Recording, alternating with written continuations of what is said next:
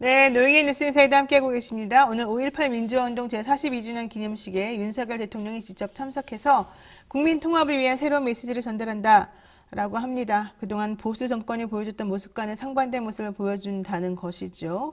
자, 이 행보가 얼마나 진정성 있는 것인지, 얼마나 우리들의 가슴을 따뜻하게 녹여줄지 궁금합니다. 최진봉 성공회대 교수와 함께 이야기 나누겠습니다. 교수님 어서 오세요. 안녕하십니까. 교수님 5.18 때 몇 살이었어요? 나이는 정확히 모르겠고 중학교 제가 2학년, 3학년 정도였던 것 같아요. 제가 그 당시에 우리 그때 국민학교라고 불렀는데 국민학생이었는데 그렇게 어렸는데도 우리 엄마 아빠가 야 난리 났다. 우리는 서울 살고 있었는데 야 난리 났다 난리 났다. 어디 돌아다니려고 집에 얌전히 있어라 이랬어요 우리한테. 우리는 아무 상관도 없는데 사실은. 그래서 무슨 일이야 막 그랬더니 어쨌든 조용히 하고 조용히 하고 공부나 해. 분위기 너무 쌀바랐던 그런. 그리고 왜냐면 바깥에 보면은 서울인데도 불구하고 분위기가 너무 이렇게 경직되고 무섭더라고요.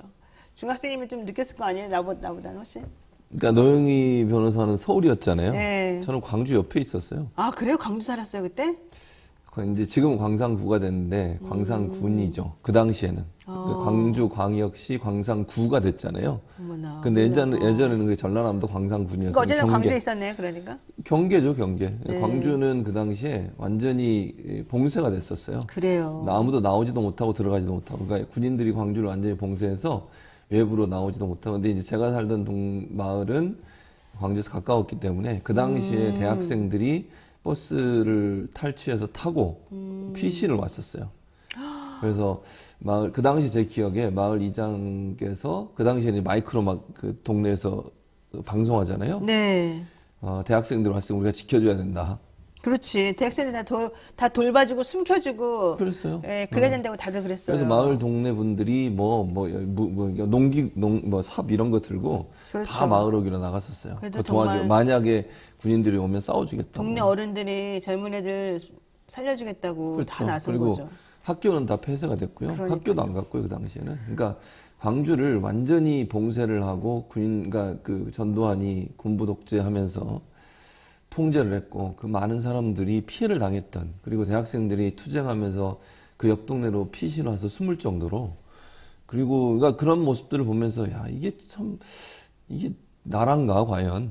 그러니까 5.18의 그 희생은 그 뭐랄까요, 민주주의를 지키기 위해서 정말 많은 사람들이 희생했던 것이고, 그 당시에 이제 그분들의 피해 대가가 결국 이제 민주주의를 만들어낸 거 아니겠어요? 그럼요. 예. 그런데도 부인하고 그래서 그동안에 그렇게 인정도 안 하고 있다가 이번에 또 새로운 문건이 발견되고 특히 전두환 씨가 회고록 작성하지 않았으면 또 이 일이 다시 묻힐 뻔했는데 오히려 회고록 작성해서 조비오 신부를 모욕하는 바람에 그 관련된 형사 사건을 진행하면서 새로운 증거가 또 계속 나오는 이 아이러니 참 신기합니다. 자, 어쨌든 저는 솔직히 말하면 이런 얘기 할 때마다 좀 눈물이 솔직히 나서 네, 좀 맞아요. 속상한데 저도 울컥해요. 그렇죠. 울컥하죠. 근데 아닌 사람들이 있나 봐요. 그렇게 공감 능력이 없는 사람이 있나 봐요. 진짜로. 우리가 정상인 거 아니에요? 당연하죠.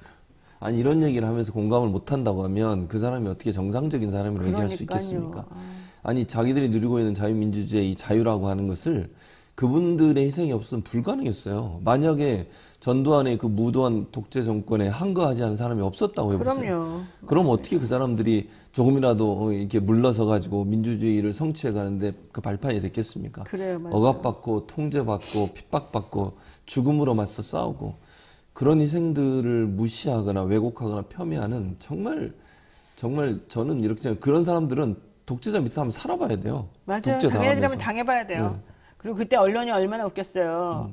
실제로는 군인들이 시민들을 학살하고 있었는데 반대로 그랬어요. 시민들이 군인들을 괴롭히고 경찰을 함부로 막 공격한다고 반대되는 언론을 막 갖다 쓰고 그랬잖아요. 그랬었죠. 양심도 없는 사람들이. 다 통제를 했으니까. 그리고 그 당시에는 그래서 뭐 지금은 아니지만 그 당시에 광주 MBC 빌딩이 불탔었어요. 맞아요. 불탔었어요. 왜냐면 너무 왜곡 보도를 하니까 그렇죠. 시민들이 화가 나가지고, 그러니까 좀 진실을 알려달라. 좋아요. 자, 이제 우리들이 옛날 사람이다 보니까 이런 옛날 얘기를 할 수 없이 하게 되네요. 자, 5.18 민주화운동 42주년 기념식이 열리는데요. 윤 대통령이 이 자리에서 5.18 정신을 헌법에 수록하겠다 이런 메시지를 내놓는다고 합니다. 그리고 그동안 임을 위한 행진곡을 뭐 재창하냐 합창하냐 말이 많았었잖아요. 이번에는 재창 형식으로 부르고 국민의힘 소속 의원들 전부 다 KTX 타고 내려가겠다 이랬다는 거죠. 자, 이거는 이제 총체적으로 어떻게 평가할 수 있습니까? 뭐 일단 가는 거 자체를 뭐 비판하고 싶진 않아요. 저는 개인적으로 뭐 가는 거 좋습니다. 가세요. 가서 하되 저는 이렇게 생각합니다. 국민의힘 지금까지 보내줬던 그 전신의 전당들, 뭐 자유한국당, 뭐 새누리당, 뭐 이름도 여러 가지인데 어쨌든요. 그 많은 역사를 보면 가서 사과하고 무릎 꿇고 김종인 전 비대위원장도 사과하고 무릎 꿇고 그러고 나서 무슨 일이 있었습니까? 또 누군가가 나서가지고 폄훼하고 왜곡하고 그 진정성이 안 보이잖아요. 그리고 제대로 징계도 안 해요. 당 징계도 차원에서. 안 하죠. 그러니까요. 그럼 그 중에 한 분이 김진태 의원은 지금 강원도지사 나와가지고 열심히 뛰고 있고. 자기 이번에 경선에서 탈락시키니까 그때서야 뭐 마지막에 사과를 했죠. 사과하는 척하고 자기 또 열심히 가서 또 뛰고 있죠. 그러니까 그게 진정성 있는 사과인지 모르겠어요. 저는 개인적으로 그렇게 생각이 안 드는데 어쨌든 그런 사람들과 그런 세력들이 상존하고 있고 그런 세력들을 지지하는 사람들이 국민의힘을 지지하고 있다고 하면 국민의힘이 정말 진정으로 이렇게 가는 것이 5.18 정신을 계승하겠다는 의지와 생각이 있는 건지는 잘 모르겠어요. 뭐 정치적으로 그것이 본인들한테 도움이 된다고 생각해서 호남의 뭐 표를 얻기 위해서 그렇게 가는지 모르겠지만 뭐 아까도 전제로 말씀드렸어요. 가는 것 자체를 제가 뭐 비판하고 싶진 않지만 그게 쇼로 끝나면 안 돼요. 한 번의 행사로 끝나고 이렇게 가서 뭐 으쌰으쌰 한다고 보여주고 끝나고 다음에 가서는 또 딴 얘기하고 국민의힘 관련된 누군가가 나와서 또 왜곡하고 폄훼하고 이런 일이 벌어진다고 하면 이게 진정성이 있겠습니까? 그리고 그러니까요. 광주 시민들은 이렇게 한 번 와서 한다고 해서 믿어주지 않아요. 그럼요. 오랜 신뢰가 있어야 된다고 저는 보고요. 끊임없이 국민의힘 관련된 사람들 지금까지 계속 5.18 폄훼하고 그 왜곡법 만드는 거 지금 나중에 보훈처장 얘기도 하겠지만 그거 반대했던 사람들이에요. 지금 말이 됩니까? 5.18 처벌법 관련해서 반대하고 그랬던 사람들이 무슨 낫으로 광주에 가서 그런 낫 뒤에 뭐 하나 붙이려고 그랬는데 낫으로 가서 낯짝으로 그건 잘 모르겠어요. 저는 진짜 답답합니다. 우리 교수님 원래 점잖으신 분이어가지고 나쁜 말은 다 내가 하고 자기는 좋은 그렇죠. 말만 하는데 저는 얘기 안 합니다. 너희가 얘기를 안 하면 이번에는 제가 못 어쩔 수 참고 없이 자기가 얘기합니다. 그냥 했네요. 자, 근데 이번에 이런 행동이 사실은 지선 6일 지방선거를 노리는 노림수다 이런 얘기가 나오는 이유 중에 하나가 아까 뭐 헌법에 5.18 정신을 수록하는 얘기를 잠깐 언급했습니다만은 원포인트 그것만 수립하기 위해서 헌법을 개헌하지는 않겠다는 거잖아. 그러니까 그렇죠. 하나만한 수립에 사실 안 될 걸 뻔히 알면서 안 하려고 하면서 그냥 사람들한테 했다 이거나 한번 먹어봐라 뭐 이런 느낌이 좀 든단 말이죠. 그래서 오히려 민주당에서 이제 역으로 그렇다면 헌법 개정 정치 개혁 특위를 만들자. 어차피 헌법 개정은 옛날부터 나왔던 얘기들이니까 그렇죠. 이번에 좀 제대로 논의를 해가지고 잘못된 거 고치고 왜냐면 문재인 대통령 때도 했었잖아요. 헌법 개정하자고. 근데 어쨌든 잘 안 됐으니까 이번에는 니네가 먼저 제안했으니까 우리 한번 협치해 줄 테니 같이 한번 만들어서 해보자라고 했어요. 그런데 어때요? 되지 않을 것 같은데. 안 돼요. 안 돼요 또? 안 되죠. 아니, 생각해 보세요. 이제 헌법 개정하자고 그러면요. 물론 원포인트 개헌을 해서 전문만 바꾸자. 거기다 5.18 정신만 집어넣자. 그것도 안 그럼 한대잖아. 이럴 거 아니에요. 분명히 저는 국민의힘에서 그렇게 나올 거라고 생각해요. 아니, 이왕 하는 김에 그러면 권력구조 개편도 하자. 계속 논란이 되게 그런 거잖아요. 또 헌법이 오래전에 만들어졌으니까 지금의 정신과 맞지 않는 부분도 있어요. 그런 네. 부분들은 5.18 하나만 집어넣고 끝낼 거냐 그러면 네. 정말 힘들게 어렵게 개헌을 하는데 네. 이번 개헌 과정에서 하게 된다고 하면 현실에 맞는 개헌을 해야 된다는 논란이 있을 거고요. 그럼 그렇죠. 논란만 하다 끝날 거예요. 저는 그렇게 생각해요. 그리고 헌법 개정을 하게 되면 결국은 권력구조 개편이 가장 중요한 키가 될 수밖에 없어요. 그렇죠. 뭐 내각제를 하다든지 예를 들면 대통령 이제 뭐 중임제를 하다든지 이런 논란이 있을 수밖에 없고 개헌이라고 하는 게 한 번 하게 되면 그냥 이거 하나만 집어넣고 끝날 수 있는 문제가 아니잖아요. 그렇죠. 안 될 걸 알면서도 괜히 얘기를 하는 거예요. 박근혜 전 대통령도 지난 뭐 그때 탄핵 위기에 처했을 때 개헌하자고 던지고 개헌 얘기 나왔죠. 그랬었죠. 그럼 문재인 대통령도 개헌하자고 그랬는데 야당이 반대해서 못했고. 근데 그걸 뭘 어떻게 하겠다는 거예요, 대체? 저는 이거는 정치적인 어떤 수사에 불과하다. 실현 가능성이 낮아요. 네. 정말 마음이 있었으면 이것뿐만 아니라 전체적으로 개헌에 대해서 깊이 논의해보자. 네, 그것도 네. 하루아침에 될 문제도 아니고요. 뭐 1년, 2년, 아니 오랫동안 논의하면서 진행될 문제이지 5.18 되니까 5.18 정신 집어넣기 위해서 원포인트 개헌하자? 실현 가능성이 낮다고 원포인트 봅니다. 개헌을 안 한다고 얘기한 거고요. 안 한다고 했어요? 네, 원포인트 개헌은 안 왜 한다. 그러면? 근데 그럼 왜 5.18 해요? 정신에 넣으면 좋겠다. 그럼 그러니까 말이 안 어쩌겠다는 된다는 거예요? 거죠. 안 하겠다는 거잖아요, 그러면. 네, 그래서 안 결국은. 하겠다는 거죠. 그럼 권력구조 개편까지 다 하면 그게 얼마나 의견이, 제가 볼 때는 민주당 내에도 의견이 다르고요. 국민의힘 내에 있는 사람들 의견이 달라요. 그거 맞추려면 제가 볼 때는 불가능해요, 그러면. 그러니까 그래서 이번에 지선용 반짝 지선용을 위한 거에 불과한 거다. 이거 끝나고 나면은 5.18 정신 헌법 뭐 전문에 넣네 안 넣네 이런 얘기 나오지도 않을 거다. 이게 제 생각이에요. 자, 군사 독재 끝나니 검찰공화국이 시작이 됐네요. 뭐 이런 얘기도 하셨는데. 이것과 연결해서 한번 더 얘기해 볼게요. 이분도 검찰 출신이어서 하는 말이기도 합니다. 윤석열 정부 초대 국가보훈처장이 검사 출신의 박민식 전 의원이죠. 그렇죠.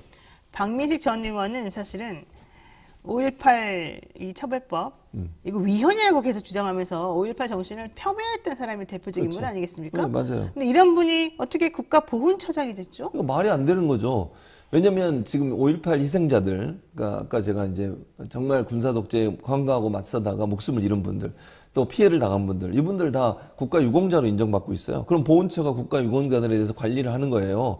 그분들 도와도 드리고. 그런 역할을 하는 보훈처장이 어떻게 5.18 왜곡 처벌법, 그러니까 5.18을 왜곡하거나 폄훼하거나 이러면 네. 처벌하도록 하는 네. 그런 법률을 만드는 것이 위헌이라고 얘기했다면 어떻게 보훈처에 앉을 수 있냐고요. 네네. 이게 얼마나 웃기는 일입니까? 안 맞잖아요, 앞뒤가. 맞아요. 아니, 생각을 해보세요.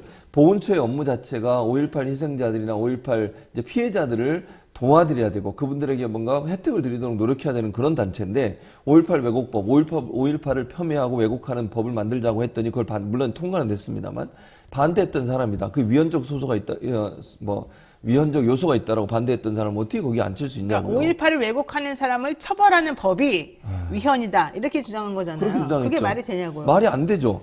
근데 그러니까 말이 안 되는데 그런 사람을 보훈처장에 앉히는 건 더더욱 말이 안 되는 거잖아요. 그러니까요. 이건 보훈 인사예요. 보훈처가 아니라 무슨 말이냐면 이 사람이 원래는 거기 나가려고 그랬잖아요.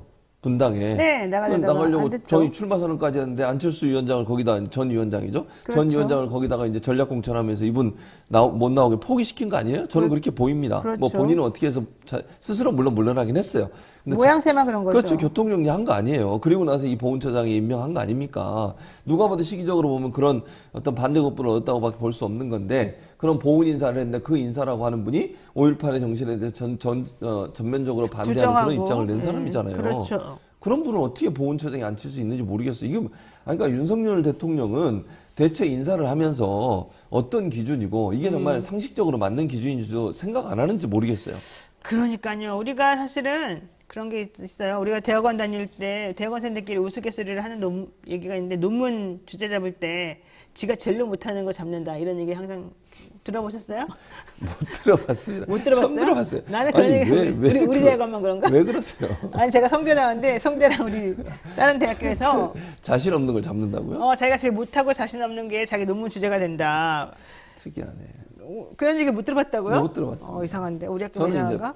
박사학위 하면서도 제가 제일 관심 있는 분야를 박사 논문을 썼기 때문에. 그런데 잘 들여다봐요. 무의식 속에서 그 뭘 부분을 본인이 무의식 잘 뭘 못하는 들여다봐요? 부분일 거예요. 심리학이에요? 심리학적인 용어죠. 심리학적인 의미에서 우리가 분석한 거예요. 근데 저는 그래서 이 박민식 전 의원 보훈처장 임명한 것도 이분이 워낙 역사의식이나 역사 왜곡이 심하니까 거기 가서 반성하라 이런 거 아니었나? 네, 그런 생각 좀 했어요.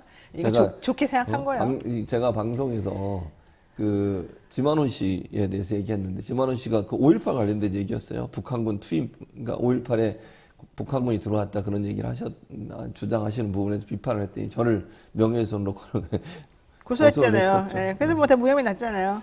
민사는 모르겠어요. 아직 끝났는지. 아무튼 본인 사건도 몰라요? 네, 잘 모릅니다. 관심 없습니다. 우리는 뭐 진짜 되겠죠, 어떻게. 우리 힘든 세상을 살고 있네. 나도 강용석이가 나 괴롭혀가지고 막 민영사 다 넣어서 내가 다 이겼는데. 자, 윤석열 대통령이 취임 직전에 사법연수원 동기인 강용석 24기 말하는 겁니다. 강용석 경기도지사 후보에게 전화를 걸었다는 내용. 그러니까는 당선인 시절이면서 5월 6일이라는 거예요. 5월 6일 밤에 먼저 대통령이 강용석에게 전화를 걸어왔다 이런 얘기예요. 내용. 그런데 대통령실에서는 사실 무근이다 그리고 말하고 있고 강용석 지사는 우리 동기니까 전화도 가끔 한다. 그런데 대통령이 전화해서 왜 김은혜를 공격하느냐, 김동연을 공격해야지라고 말했다는 거죠. 네. 그랬더니 이제 이 얘기는 선거법, 대통령의 선거법 위반으로 흘릴 수 있는 말인데 네가 이렇게 출사출사 말을 그렇게 경솔하게 하니? 라고 대통령실에서 엄청나게 압박이 들어갔겠죠. 그러니까 강용석, 그 의지의 한국인인 강용석이 난 그래도 거짓말하지 않았어. 나에게 통화 녹음이 있어. 라고 주장하다가 네. 녹음이 있다는 거, 뭐 기록이 있다는 거는 거짓말입니다. 갑자기 꼬리를 내리고 그렇지만 어쨌든 더 이상 반응하지 않겠습니다. 이런 식으로 좀 정리를 하려고 해요. 그랬더니 수많은 사람들이 다 고발해버렸죠. 둘 다. 그래서 어디 보자. 누가 거짓말하나. 둘 중에 한 명은 진실을 말하고 둘 중에 한 명은 거짓말 할 텐데 누가 이기다 보자. 이렇게 해놨어요. 지금 상태가. 네. 자, 누가 거짓말 같아요. 솔직히. 뭐 솔직히 나한테 그걸 물으면 어떻게 진중권 씨는 네. 강용석이 거짓말이라고 그래요. 아, 그래요? 네. 그리고 변희재도 강용석이 거짓말이라고 그래요. 변희재도요? 네. 아니 그러면 왜냐면 거짓말이니까 내가 너 고발하겠다. 네가 공개해서 깔아 이거죠. 그렇지, 고발하시는 건 마음대로 하세요. 그거 뭐 공개될 거니까 근데 좋은 거 진중권 아니에요. 어쨌든 강용석이 거짓말쟁이라고 말하고 그것도 있어요. 지금은 단정적으로 얘기할 수 없는 거죠. 근데 그분은 항상 단정적이에요. 항상. 왜 그러시지? 저는 원래 그래요, 원래. 저는 단정적으로 얘기하지 않습니다. 뭐라고 말해 그러면? 저는 비겁하게 말해요? 비겁하다니요. 제가 고소를 여러 번 당해봤는데 이거 단정적으로 얘기하면 안 나는 됩니다. 고소 안 할게요. 해봐요. 어쨌든 아니 그게 본인이 고소하는 게 아니잖아요 지금. 저는 어쨌든 모르겠어요. 누군가는 어쨌든. 거짓말을 네. 하는 거잖아요. 네, 그러니까 누가 할 것 같아? 가능성은 누가 더 많을 것 같아? 솔직히. 가능성은 모르겠습니다. 50대 50입니다. 어쨌든 이런 일이 벌어지는. 도끼 객긴. 아, 그렇죠. 둘 다? 아니, 어머, 대통령을 모욕하는 거야 지금? 뭘 모욕이라뇨. 누군가 거짓말을 하는 거 아닙니까? 강윤석 씨 말이 틀렸든 아니면 뭐 지금 대통령실에서 얘기하는 게 틀리든 둘 중에 하나겠죠. 우리는 알 수 없지만 그래서 수사가 진행된다고 하니까 빨리 그걸 밝혀냈으면 좋겠어요. 정말 강윤석 씨가 통화 기록이 있다고 하면 그거 다 공개하고 혹시 녹취 있다면 녹취도 공개하시고 예전에 이준석 대표가 녹취하는 거 공개가 됐잖아요. 물론 본인이 공개한 거 그때 이준석 대표에서 공개했나요? 누가 공개한지 모르겠어요. 어쨌든 이게 제가 볼 때 요즘은요 정치인들 다 녹음을 그냥 자동으로 하나 봐. 그냥 다 공개하고. 자동 녹음 기능이 다 있어요. 그러니까요. 그러면 이 강윤석 씨 같은 경우도 제가 볼 때 그냥 제 개인적인 추측입니다. 이거는 자동 녹음이 됐을 가능성도 있어요. 만약에 있다고 하면. 그럼 왜 이렇게 자신 있게 말해? 솔직히 난 100% 있을 거라고 보는데. 그 노영희 생각입니다. 어쨌든 저는 아닙니다. 그러니까 이게 뭐 하는 행동, 이게 있었다면 진짜 웃기는 거잖아요. 대통령 당선인이라는 사람이 네. 전화해가지고 노골적으로 선거 개입한 거죠. 이걸 선거 개입 아니라고 누가 얘기할 수 있냐고요. 아니 이경 부대변인은 어제 네. 우리 방송 나와가지고 네. 자기는 강용석 씨가 밝힌 것보다 더 심한 수위의 말을 윤석열 대통령하고 했을 거라. 그러면 그렇게 생각한다. 네. 밝혀진 것만 보더라도 탄핵감인데 자기가 보기에는 공개되지 않은 그 내용 속에 더 많은 게 들어있을 수도 있다. 이렇게 얘기를 하더라고요. 그것도 가능할까요? 그분 말씀이시니까 가능하겠죠. 왜 안 넘어오지? 저는 단정하지 않습니다. 어쨌든 알겠어요. 이게 네. 이건 진짜 창피한 일이에요. 창피해요? 대통령 네. 당선인이라는 분이 이런 일에 연루가 된 것도 말이 안 되고요. 대통령실이 네. 지금 개인 강용석 후보하고 이런 논쟁을 벌이는 것도 정말 창피스러운 자, 일입니다. 대통령실이 이렇게 강하게 나옵니다. 뭐라고? 강용석에게 자신 있으면은 통화 기록을 내놔라. 통화 기록 깔아 이렇게 말했어요. 왜냐면 못 갈 갈 거 걸 아니까. 아니까. 아니 당연하죠. 있어도 못 가겠죠. 있어도 못 야, 하죠. 대통령실이 이렇게 권한해가지고서 지금 이렇게 압박해도 되는 겁니까? 내가 한 4년 지났으면 가능해요. 예를 들면 아. 있다고 하면 지금 정권 잡은 지 며칠 됐습니까? 이거 못해요. 강윤석 입장에서 할 수 근데 있겠습니까? 강용석이는 뭐 문재인 대통령 때 난리 치고 모든 걸 다 갖다 붙여가지고서 돈 버는 데 이용했잖아요. 그렇죠. 왜 이번엔 못해요? 왜냐면 본인 자기를 핍박받는 사람으로 만들어서 하면 되잖아. 그럴 수도 있는데 너무 빨라요 지금은 시기적으로. 지금 너무 그러니까 빨라? 현재 정권과 각을 세우는 게 이게 진보 정권이면 각을 세웠겠죠. 당장 각을 세웠을 겁니다. 그런데 보수 정권이기 때문에 지금은 너무 그립감이 세요. 이런 상황에서 본인이 피해를 당할 수 있다는 생각을 충분히 할 거예요. 만약 있다고 하더라도. 그러나 그래요. 시간이 지나서 힘이 빠지면 그러니까 이 얘기군요. 이걸 간단히 설명을 해드리면 이거네요. 강용석 씨는 강제에게 약하고 약자에겐 강한 사람이다. 이거죠? 그렇게 정리할 수 있을 것 같아요. 저는 그리고 그렇게 봐요. 대통령실은 모두에게 강하다. 그렇죠. 본인은 저는 본인은 나에게 약하다. 노영에게 약하다. 이걸로 넘어가죠. 자, 다음 얘기 한번 해보겠습니다. 추경 얘기했는데요. 아까도 추경 얘기 했다 말았는데, 네. 야, 추경안 지출 구조조정 항목 53조가 어디서 툭 튀어 갑툭 튀어 하더니만 그중에서 구조는 또 뭐 빚감대 쓸 수 있다 이렇게 막 호언장담했는데 네. 왜 국방 예산을 1조 580억? 이렇게 5,800 아닌가? 어쨌든 1조 넘게 5천인 것 같은데. 이거 이거 5천인 것 같아요. 5천이에요. 네. 1조 5,800이나 삭감을 했는지 예. 국방부 청사 이전시키고 그러니까 집 뺏고 돈 뺏고 그러면서 북한이랑 문제 생기면 나가서 싸워라 이렇게 얘기하고 있고 이거 문제 있는 거 아니에요? 아니 문제가 있죠 당연히. 그리고 더 웃기는 건요. 옷도 안 줘. 옷값을 뺀 거야 지금 이게 피부값을 뺀 아니, 거잖아요. 그리고 윤석열 대통령이 지금까지 그 대선 강정에서 뭐라고 국방 안보 얼마나 강조를 했습니까? 선제 그러니까요. 타격 얘기하면서 북한이 그리고 요즘도 보면 북한이 핵 개발 지금 하겠다고 하는 거 아니에요. 네. 그러면서 위협이 점점 증가하고 있다.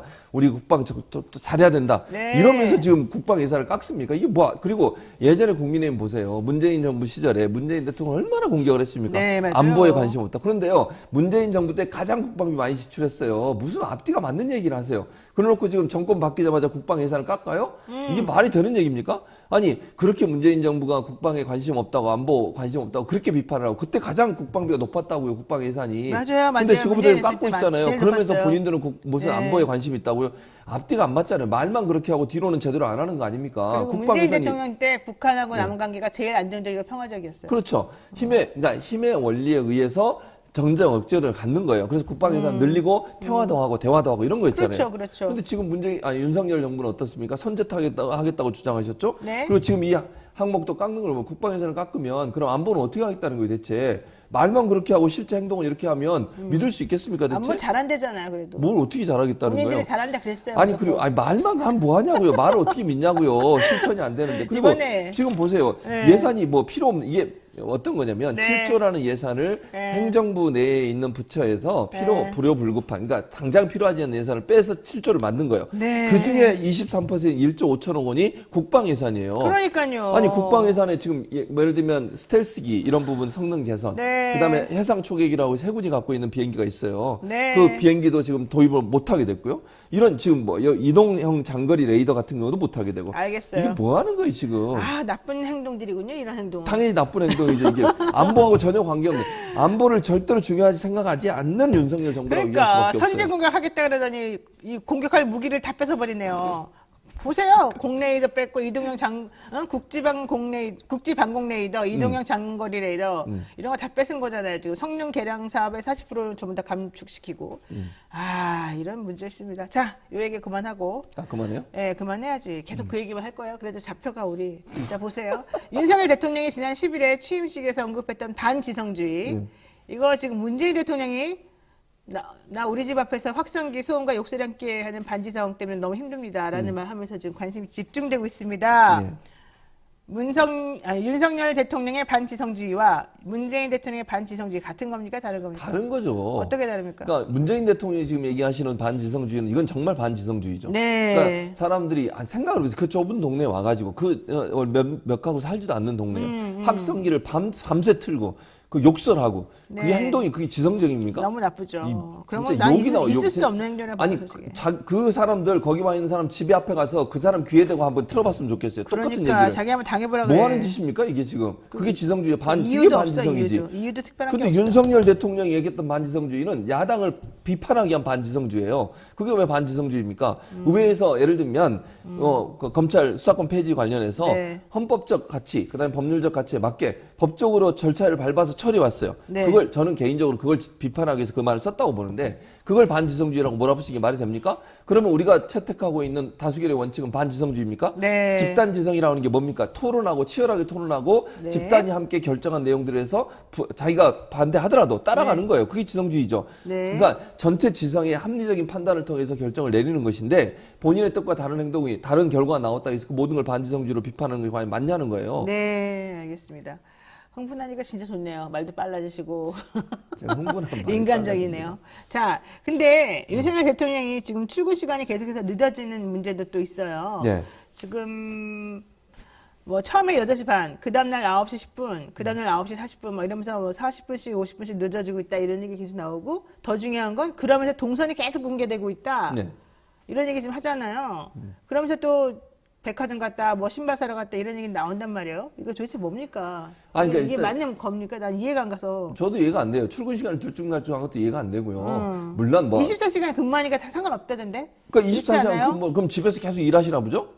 네, 그런가 봐요. 퇴근해서도? 그러니까 신발 사러 또 가는 확인해 것도 이게 다 봐야겠어요. 아니, 일하는 그러니까 거죠. 24시간, 그러면 그런 논리로 따지면요. 모든 직장의 모든 공무원은 24시간이 근무 시간이에요. 그런 거 아니에요? 그거 아니면 유연근무제라고까지 이해를 해볼게요. 유연근무제 하면 퇴근은 늦어야 되잖아. 네. 칼퇴근하면서 출근만 늦어지면 말이 됩니까, 그게?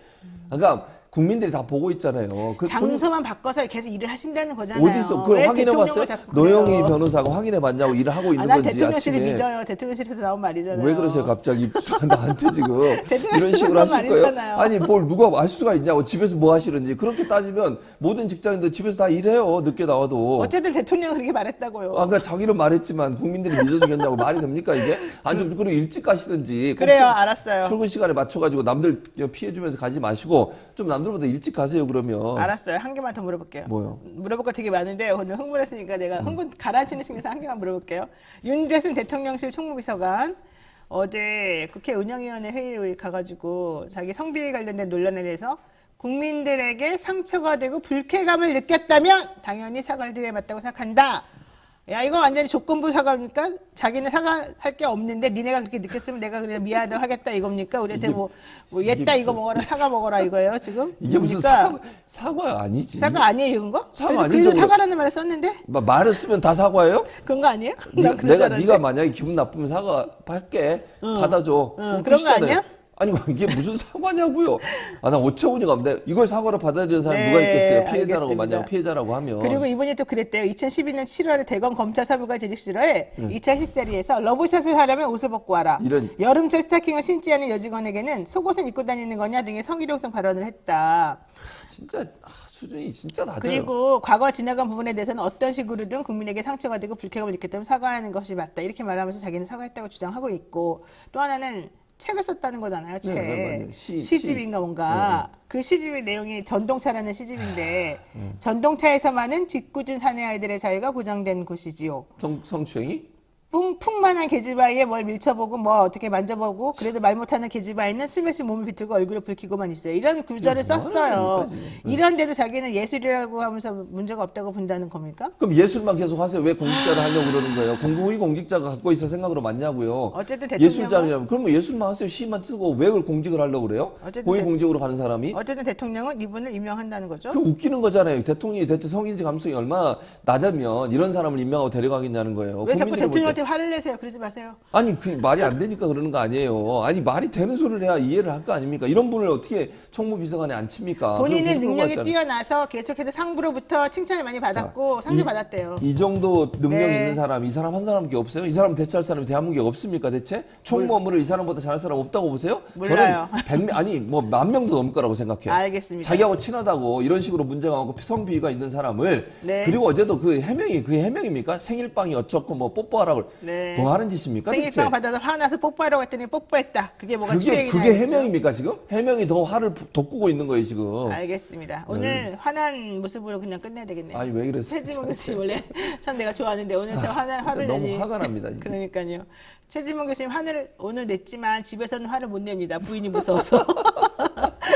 자, 노영의 뉴스 인사이다 오늘 여기까지 하겠습니다. 고맙습니다. 네 감사합니다.